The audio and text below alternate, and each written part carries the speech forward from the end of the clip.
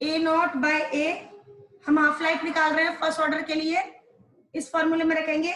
ए हो गया आपका ए नॉट बाई 2, टी हो गया आपका टी एफ, और हमने फॉर्मूला लगाया है T is equal to 2.303 by K log A naught upon A. अब इसमें वैल्यू रख दीजिए, ये हो जाएगा T half is equal to 2.303 upon K log A naught को ए नॉट रहने दीजिए, और ए हो जाएगा आपका A naught by 2, A naught by 2। Note करते जाओ, नोट करते जाओ, ठीक है। अब क्या होगा, 2.303 upon K log A not से ए नॉट कट जाएगा तो आपका 2 ऊपर चला जाएगा तो लॉग 2 आ जाएगा, तो 2.303 बाई के, और log 2 की वैल्यू होती है 0.3010, तो आपके पास आ जाएगी 0.693, यानी टी हाफ हो जाएगा आपका 0.693 बाई के। अब देखो यहाँ पर कोई भी कंसंट्रेशन टर्म नहीं है, ना ए है ना ए नॉट है, इसका मतलब T half does not depends upon concentration of the reactant, does not depends upon concentration of the reactant। Note कर लीजिए, does not depends upon the concentration of the reactant। कर लिया? Yes ma'am. आगे लिखिए life time. Life time का मतलब है वो टाइम जब आपका कंसंट्रेशन आपके 100% कंप्लीट हो, रिएक्शन आपके 100% कंप्लीट हो जाए। देखो time eight which reaction complete 100%, time eight which reaction complete 100%। इसमें क्या लिखेंगे हम, ए आपकी ए नॉट आपकी ए के बराबर हो जाएगी, नहीं सॉरी, ए आपकी 0 हो जाएगी, ठीक है, और टी आपका टी लाइफ हो जाएगा, T life is equal to 2.303 upon K log A naught upon 0। तो इसलिए टी लाइफ जो है वो आ जाएगी इनफाइनाइट, यानी ये कहता है कि reaction will never complete, first order reaction will never complete 100% up to 100%। Note कर लीजिए, 100% कंप्लीट नहीं,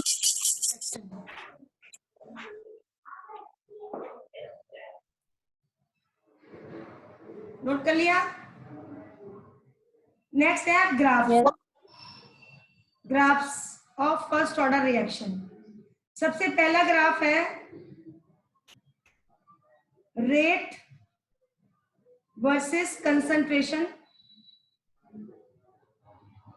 आपने देखो, आपने स्टार्टिंग में एक वो लिया था, रेट इज इक्वल टू के ए की पावर 1। ये क्या कहता है कि rate is directly proportional to concentration. हाँ, तो ये ग्राफ आपका ये आएगा, ये थीटा, स्लोप आ जाएगा आपका tan थीटा के बराबर, और वो आ जाएगी वैल्यू आपकी k के बराबर। y is equal to mx से करते हैं हम इसको, y is equal to mx। पहला ग्राफ नोट कर लीजिए, फर्स्ट ग्राफ नोट कर लीजिए, हो गया ma'am. Second graph, second graph के लिए r is equal to k A की ए नॉट ई की पावर माइनस के टी, ठीक है। ये एक्सपोनेंशियल ग्राफ है, ये हो गया रेट और ये हो गया आपका time. y is equal to M X, ठीक है। ये ग्राफ भी आपका ये आएगा ऐसे, और ये वाला जो पॉइंट है, ये वाला पॉइंट, ये होगा आपका के ए नॉट, के ए नॉट, और स्लोप आपका आ जाएगा, नहीं के ए नॉट बस, ये ठीक है, नोट कर लीजिए इसको, एक्सपोनेंशियली रेट और टाइम के बीच में ग्राफ है ये। अच्छा, ये सारी जो रिएक्शन है वो ए टू पी प्रोडक्ट की टाइप की है, ए टू पी टाइप की प्रोडक्ट के लिए है ये सारे ग्राफ जो है। नोट कर लिया? Yes ma'am. अगला लिखो, अगला ग्राफ बनाइए, थर्ड ग्राफ। ये आपका लॉग बेस 10 ए, लॉग बेस 10 ए और टाइम के बीच ग्राफ है। अब देखो, लॉग बेस 10 ए और टाइम के बीच में क्या ग्राफ खींचेगा? फॉर्मूला होता है आपका log base 10 A is equal to log A naught minus K T upon 2.303। तो ये y इज इक्वल टू, ये हो जाएगा mx और प्लस c। ये जो ग्राफ है आपका नेगेटिव स्लोप वाला आएगा ऐसे, ये ग्राफ जो है वो नेगेटिव स्लोप वाला आएगा, ठीक है। ये आपका थीटा, ये हो जाएगा आपका लॉग ए नॉट, ठीक है। ये स्लोप होगा आपका टेन थीटा, और ये किसके बराबर होगा? माइनस के अपॉन 2.303 के। नोट कर लीजिए, नोट कर लीजिए।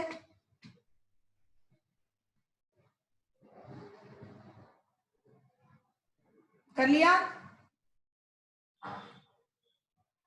Yes ma'am. नेक्स्ट, नेक्स्ट आपकी इक्वेशन थी, एक इक्वेशन मेरी ये भी थी, log base E A is equal to log base E A naught minus K T. तो ये y is equal to M X plus C.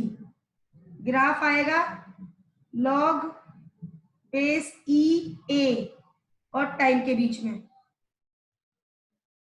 Log base E A और टाइम के बीच में, ये भी नेगेटिव स्लोप लेके आएगा। ये टेन थीटा, ये हो गया आपका log base E A not, ये हो गया स्लोप टेन थीटा, और ये किसके बराबर होगा? माइनस के। ये और इससे पहले वाला ग्राफ लगभग एक जैसे है, बस आपने बेस 10 को बेस ई को बेस 10 में कन्वर्ट किया है, बाकी एज इट इज है ये। नोट कर लीजिए, नोट कर लीजिए। हो गया मैम।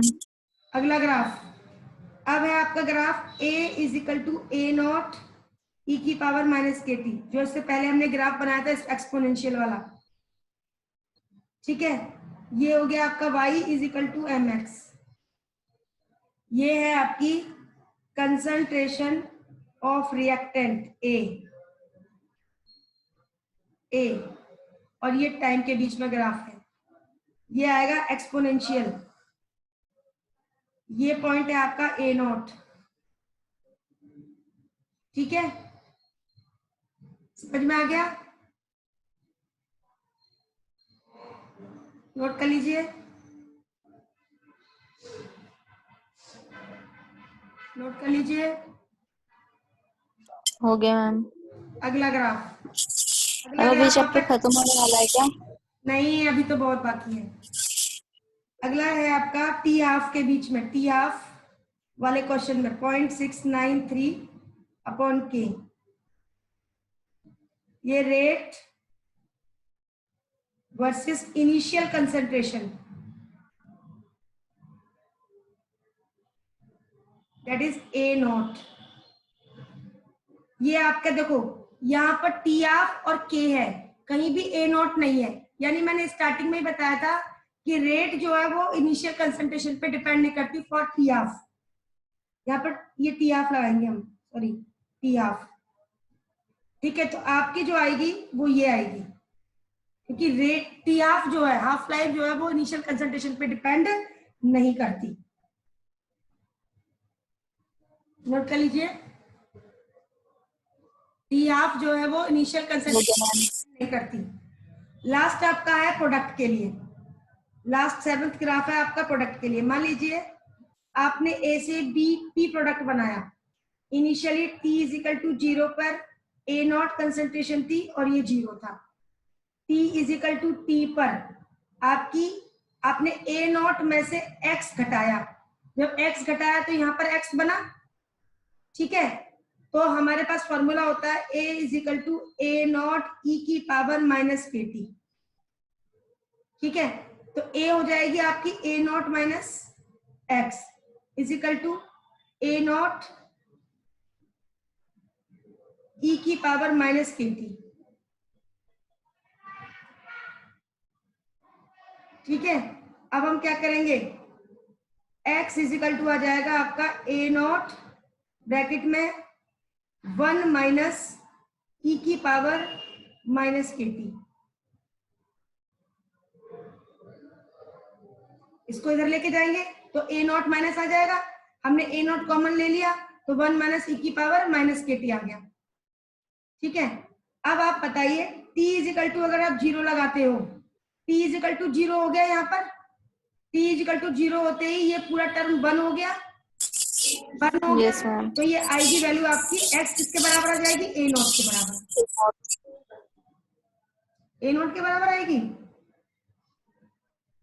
नहीं, 1 से 1 कट जाएगा तो 0 आ जाएगी ना, 1 से 1 कट जाएगा तो 0 नहीं आ जाएगी। भाई देखो, आपने e की पावर माइनस के टी को 1 कर दिया, क्योंकि अगर आपका t 0 है तो किसी की भी पावर 0 होती है तो 0 के इक्वल आके x की वैल्यू। और क्या, देख कैसे किया। हाँ हो गया, मुझे समझ आ गया। आगे समझ में आ गई ना, हाँ t इज इक्वल टू 0 है, आ गई तो x यस किसके मैम बराबर आ आगे। जाएगी आपकी, 0 के बराबर।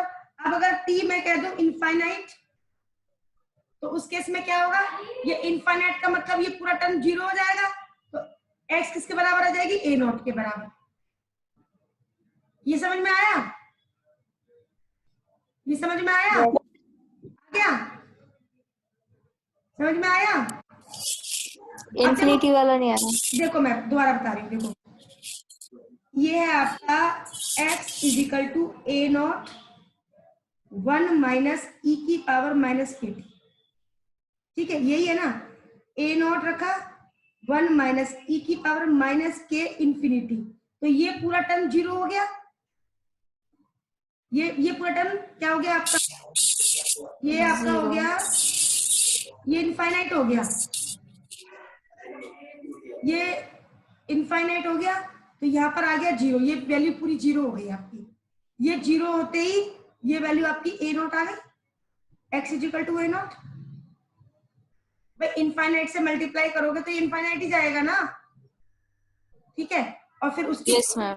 0 आ जाएगी, तो x आपका ए नॉट आ गया। अब इनमें जो ग्राफ खींच के आएगा वो क्या आएगा, ग्राफ आएगा ये कंसंट्रेशन ऑफ प्रोडक्ट x और ये आपका टाइम। अब ग्राफ उल्टा हो जाएगा, ग्राफ हो जाएगा u, ग्राफ हो जाएगा हमारा u, ठीक है। इनिशियली 0 है, इनिशियली ये भाई 0 तो है, t इज इक्वल टू 0 पे तो है ये, और ये आपकी प्रोडक्ट की कंसंट्रेशन 0 है, और बाद में क्या है वो इनफाइनाइट हो गई, वो बढ़ती चलेगी किसके बराबर, इनिशियल कंसंट्रेशन के बराबर बढ़ती चलेगी। यहाँ पर जो वैल्यू आएगी वो इनिशियल कंसंट्रेशन की आ जाएगी आपकी। बात समझ में आ गई, बात समझ में आई। Yes ma'am. चलो अब करो न्यूमेरिकल्स, न्यूमेरिकल करो। पहला क्वेश्चन लिखिए, इन बहुत इंपॉर्टेंट क्वेश्चन है, एग्जाम में इसका क्वेश्चन जरूर आता है, ध्यान रखना। In a first order reaction concentration of reactant decrease from 800 mole per decimeter cube, 800 mole per decimeter cube to 50 mole decimetre cube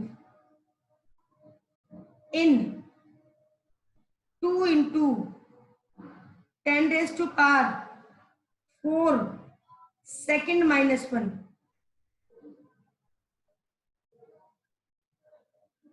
नहीं, in seconds, only seconds की. In 10 to the 2 into 10 raised to power 4 seconds. Find K. Formula लगाइए. T is equal to 2.303 upon K log A not upon A. अब देखो A not they रखी है आपको 800 और A क्या हो जाएगी आपकी 800 माइनस 50. नहीं, अब 250 करिए ना, ये हो जाएगी A नॉट आपकी 50, बची हुई 50 है ना. इसने कहा है कि 800 से 50 हुई है, तो बची हुई कितनी है 50 और इनिशियल कितनी है 800 और T की वैल्यू दे रखी है आपको 2 into 10 raised to power 4. तो आप K की वैल्यू निकाल दो. निकालो, निकालिए. तो K हो जाएगा आपका 2.303 upon 2 into 10 raised to power 4 log 800 upon 50.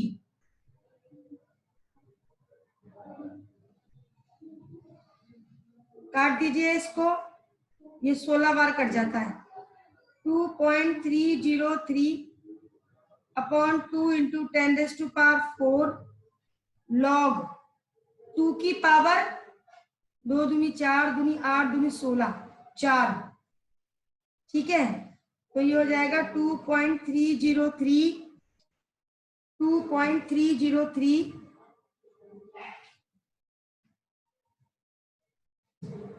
Upon 2 into 10 raised to power 4 लेके आ दूसरा पानी इंटू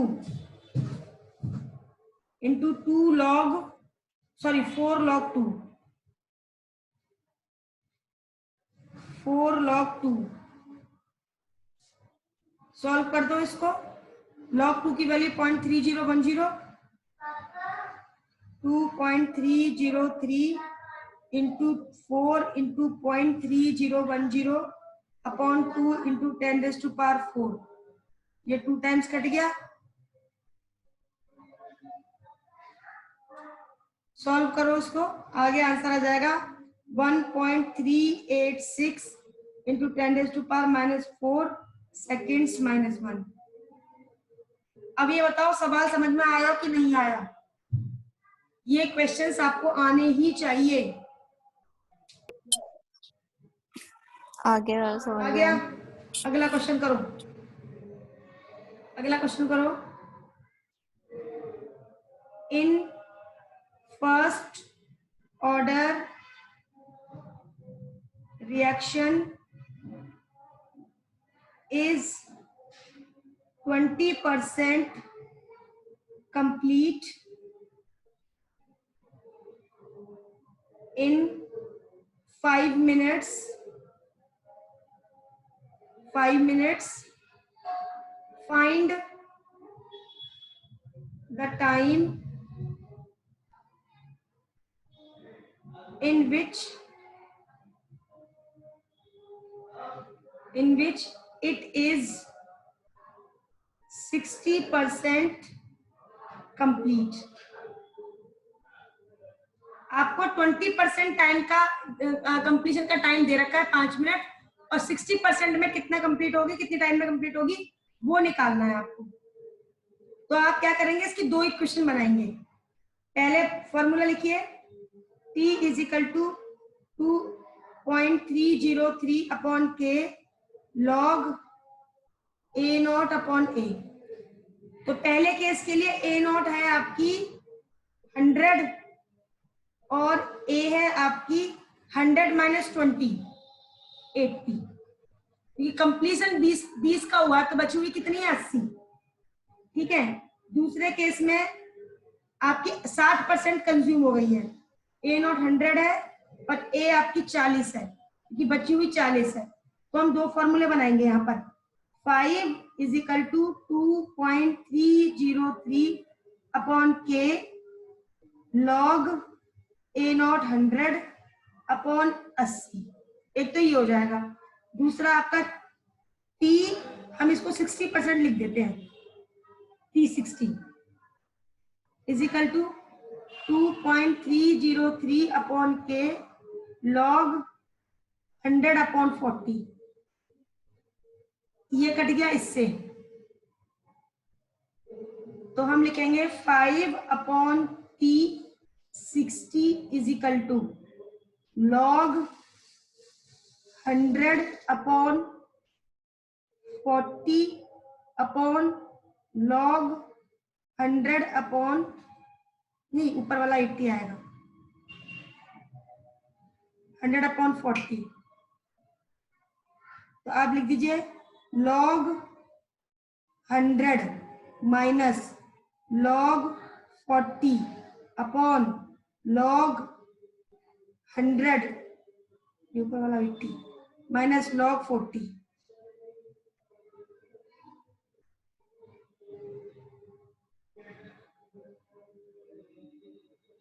लॉग 100 की वैल्यू होती है आपकी 2 माइनस लॉग 80 की वैल्यू कितनी होगी 0.9 अपॉन इसकी वैल्यू 2 माइनस लॉग की वैल्यू 0.6। मैम जो ये log 100 अपॉन 80 से जीरो नहीं काट सकते, फिर log 10 नहीं अपॉन नहीं 8 हो नहीं जाएगा। नहीं नहीं नहीं नहीं नहीं नहीं नहीं नहीं, या तो ऐसे कर दो लॉग 10 माइनस लॉग 8 कर दो, वो भी कर सकते हो आप, कोई दिक्कत नहीं है। ये 1.8 हो जाएगा, 1.9 1.6। या तो ऐसे कर दो, जैसे भी आपको ठीक लगे ऐसे कर दो, जैसे आप सॉल्व कर सकते हो। इसका जो आंसर आ रहा है ना वो 20 मिनट्स आ रहा है लास्ट में सॉल्व करने के बाद में। अब आप देख लो क्या आ रहा है, सॉल्व करके देख लो आ रहा है क्या नहीं आ रहा।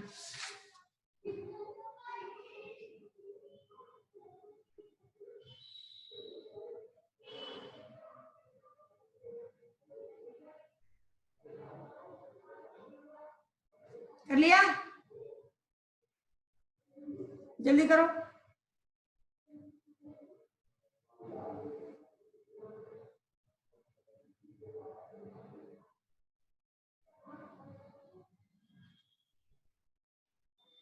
अगला क्वेश्चन लिखो। एक रिएक्शन है A2P टाइप की। In first order reaction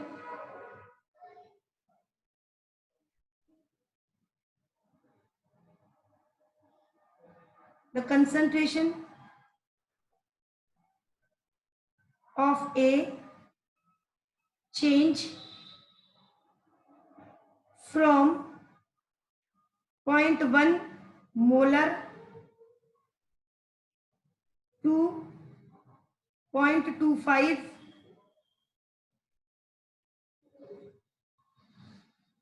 molar in 40 minutes. 40 minutes. Find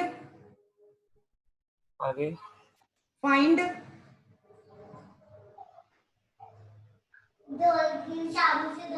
the rate of reaction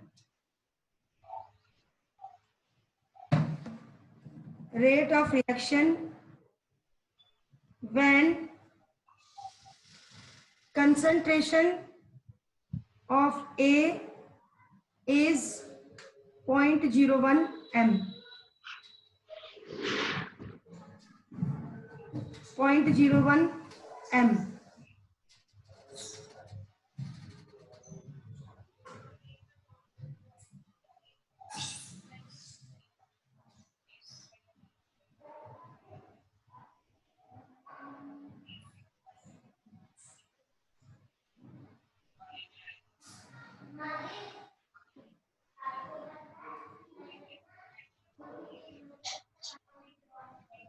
क्या करेंगे इसके लिए? हेलो।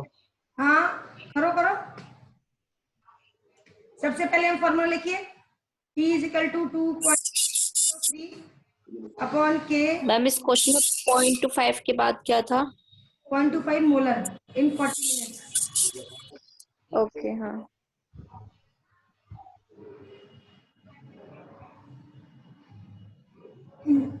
इन 40 मिनट्स। हो गया मैम। हो गया।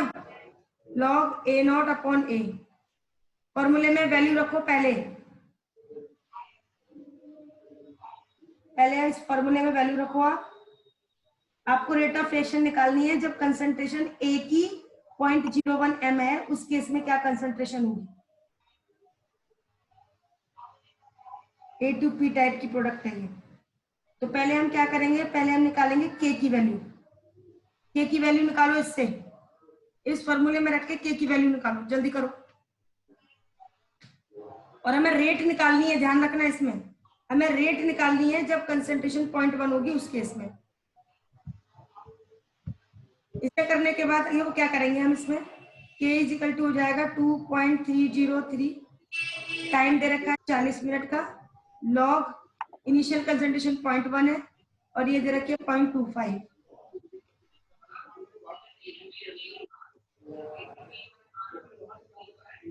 ये 0.025 होगी क्योंकि नीचे वाली आपकी कमी होती है ना, 0.025 होगी है। ठीक कर लो इसको, 0.303 अपॉन 40 लॉग 100 अपॉन 25, तो ये आ गई 4, तो 2.303 अपॉन 40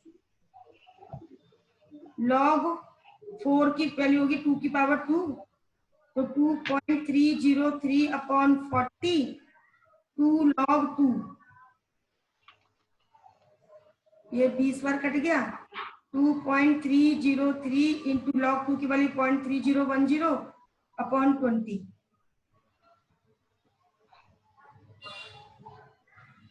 तो नेक्स्ट आपका आ जाएगा के की वैल्यू आ जाएगी आपकी 2.303 अपॉन 40 इंटू 0.6020। अब देखो आपके पास रेट का फॉर्मूला होता है, रेट इज इक्वल टू के और ए की पावर 1 फर्स्ट ऑर्डर के लिए, यही होता है। ठीक है,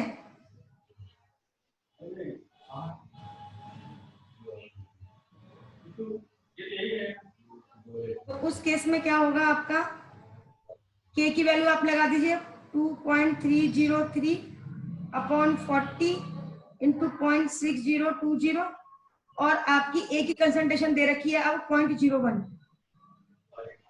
0.01 सॉल्व कर दो, आंसर आ जाएगा 3.4 इंटू 10⁻⁻⁴ मोल पर मिनट। समझ में आया कि नहीं आया ये बताओ पहले मुझे। आ गया। आ गया।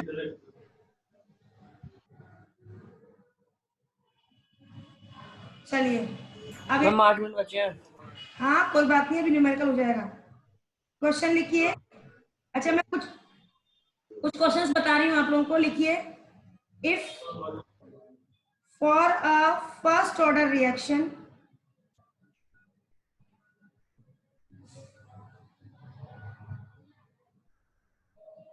के की वैल्यू दे रखी है आपको 6.93 इंटू 10⁻⁻³ मिनट -1 ये दे रखी है, और इसने पूछी है हमसे, पहली पूछी है टी हाफ की वैल्यू पूछी है, नोट करते जाएंगे सब लोग।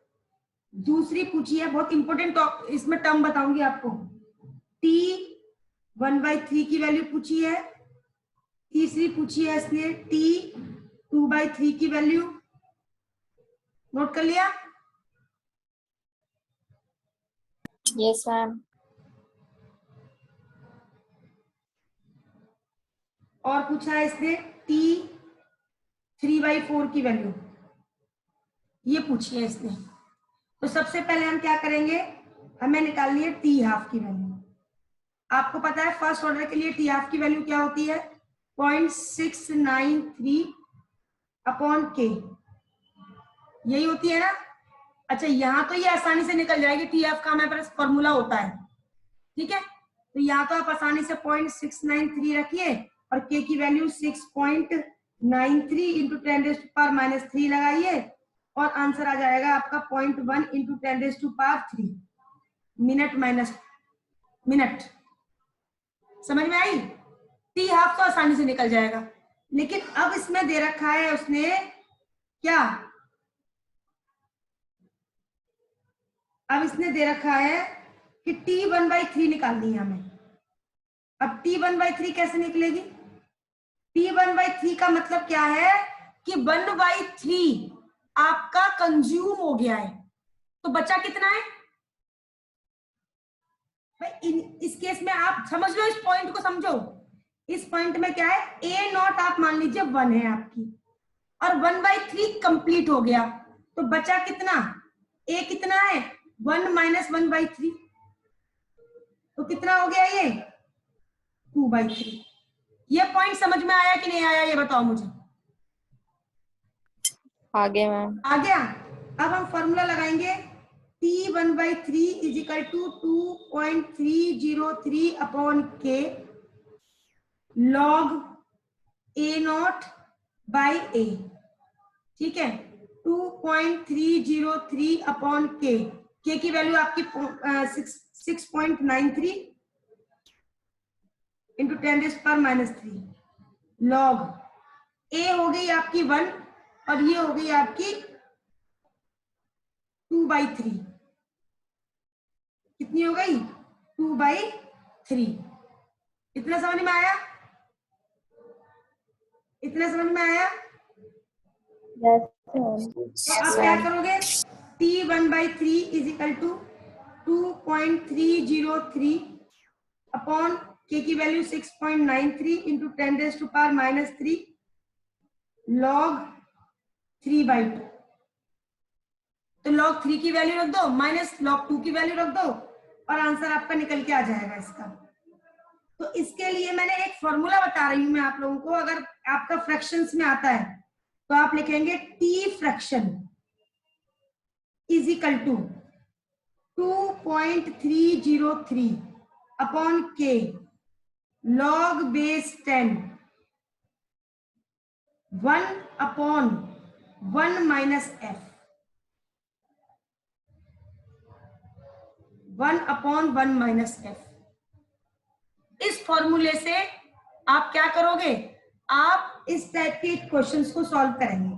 जैसे मैंने अब कहा 2/3 निकालना है आपको, t2/3, तो क्या हो जाएगा t2/3 is equal to 2.303 upon K log 1 upon 1 minus 2/3।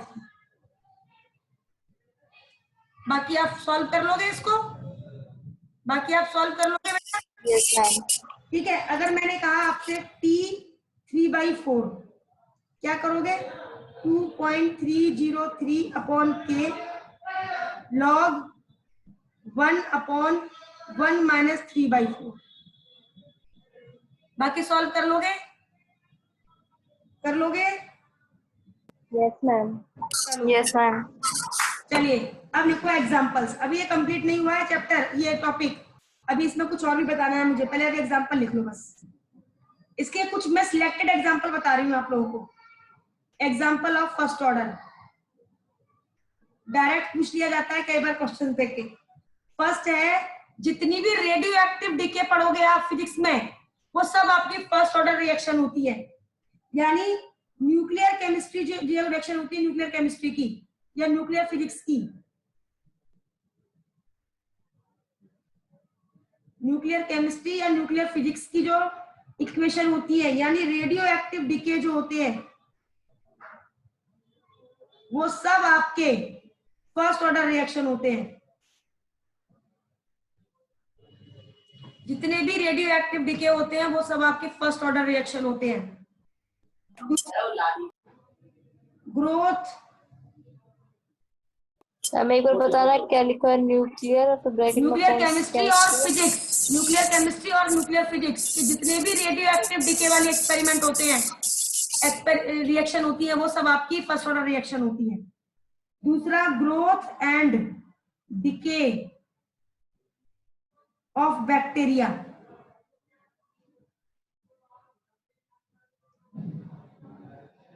जितने भी बैक्टीरिया और वायरस होते हैं उनकी जो ग्रोथ होती है वो सब फर्स्ट ऑर्डर रिएक्शन पे डिपेंड करती है। यानी जितना ज्यादा रिएक्टेंट होगा उतनी ही रेट ऑफ रिएक्शन हाई होगी। अगर हम कोरोना की बात करें तो कोरोना जितना ज्यादा वायरस फैल रहा है, क्यों फैल रहा है? क्योंकि उसको रिएक्टेंट उतने ज्यादा मिल रहे हैं, उतने ज्यादा हम लोग एक दूसरे को टच करके उसकी रिएक्शंस को बढ़ा रहे हैं, उसको रिएक्टेंट ज्यादा प्रोवाइड कर रहे हैं, इसलिए ग्रोथ कोरोना की बढ़ रही है। ठीक है, नेक्स्ट आपका है third point, inversion of cane sugar in acidic medium. Time बचा नहीं है बस। एसिडिक मीडियम, ये भी आपकी Inversion of रिएक्शन है। cane sugar. हाँ, केन शुगर, गन्ने का जो शुगर होती है आपकी, C12H22O11 प्लस H2O, इससे बनता है आपका C6H12O6। ये आप पढ़ोगे बायोमोलिक्यूल्स में इस साल, C6H12O6। ये एक बनता है ग्लूकोज, एक बनता है फ्रक्टोज। ये सब आपकी फर्स्ट ऑर्डर रिएक्शन है, ये आपकी फर्स्ट ऑर्डर रिएक्शन है। अभी मैंने 3 बताए हैं, 3 और बाकी हैं। अभी जल्दी जल्दी नोट करो, फटाफट नोट कर लिया? एक ग्लूकोज और दूसरा क्या है? Fructose, fructose FRUCOTOS, fructose. अब लिखो फोर्थ, एसिडिक हाइड्रो